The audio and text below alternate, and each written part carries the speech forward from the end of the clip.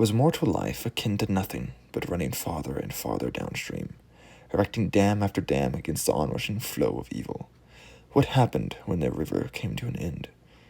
Or was there a blessed ocean awaiting, one not filled with tears of despair, and life only needed to persist until that journey reached completion?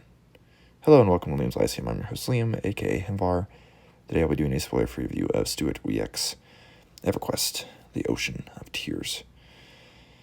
Ocean of Tears is a 2005 novel, and this is one of only 4 EverQuest books, if you have not heard, but it actually seems to be the most popular. And I have previously read 2 others, that is, The Blood Red Harp, which I read several years ago. I did not review it on this channel.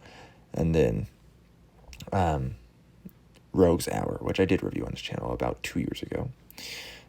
So Altaltal or something, I don't know, is a dark elf at Shadowwood Keep. He's angry with the gods and finds them not worthy of worship. He wants to reassemble Tartan's wheel to access the true planes the gods inhabit, not just their shadows, say like Inaruk in the Plane of Hate.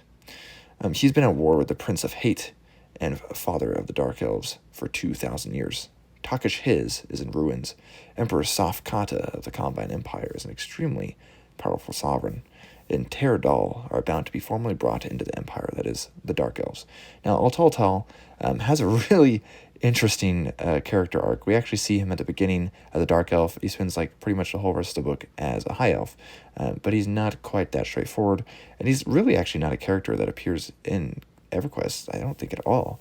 I believe he is in a book, but I think that's it.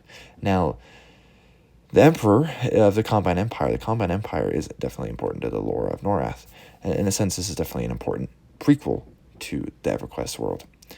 We find ourselves at Crushbone, for example, on the continent of Fador, and 2 orcs in a dispute and ready to fight.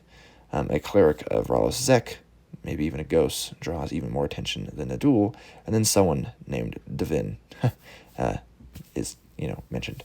A soldier under General Seru of the Combine Empire's army is Delilith, is a woman soldier, while the vast majority are men, of course. She's very competent and likely to get at least a small command. Then we get Lord Crush, a predecessor that may not be an ancestor of Emperor Crush from the game. I personally learned the supposed origin of the Dark Elves and found it intriguing, though it was likely freely available knowledge before this book. And while the first 2 EverQuest novels I've read were fine, this one really gripped me much more. In many ways, it's what I've wanted from an EverQuest novel. The lore I'm sadly not all that familiar with. Even as someone who's played the game, I don't know, maybe I just don't know what I'm doing.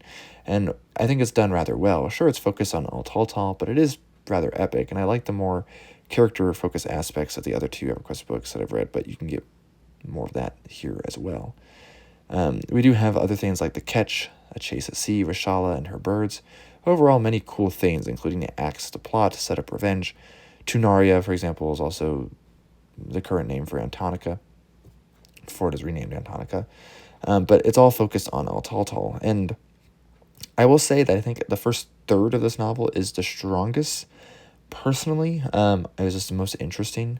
I'm not sure. It definitely changes its tone and mood quite a bit after that first third. And in some ways, that first third is a setup, but I don't know, to me, it's just the most interesting.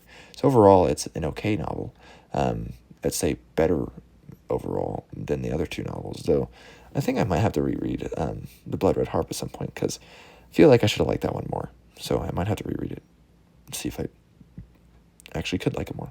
Anyways, Liam from Liam's Lyceum.